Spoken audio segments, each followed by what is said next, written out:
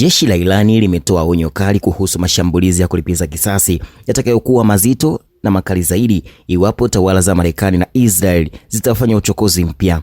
Jeshi hilo limesisitiza kuwa limehusisha orodha yake ya shabaha na liko tayari kikamilifu kwa vita. Katika mahojiano na televisheni ya Al Jazeera, Brigedia Jenerali Abolfazl Shekarchi, msemaji mwandamizi wa majeshi ya Irani, amesema kuwa jibu lolote dhidi ya uchokozi mpya litakuwa tofauti kabisa na yale yaliyoshuhudiwa hapo nyuma.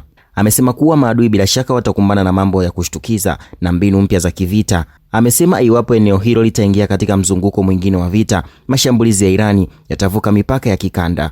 Kadhalika, Jenerali Shekarchi amegusia suala la mauzo ya mafuta, akionya kuwa iwapo vita vitaanza upya na Irani ikazuiliwa kuuza mafuta yake, basi itazuia mafuta yote yasitoke katika eneo la Ghuba ya Uajemi.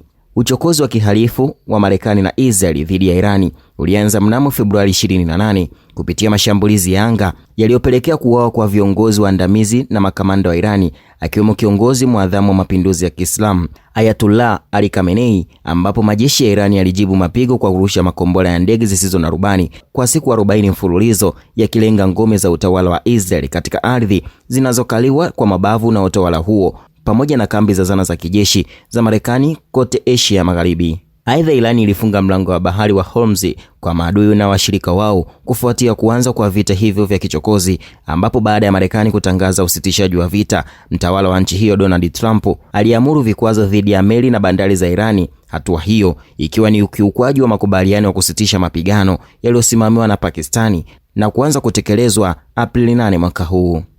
Na hii ni GMTV.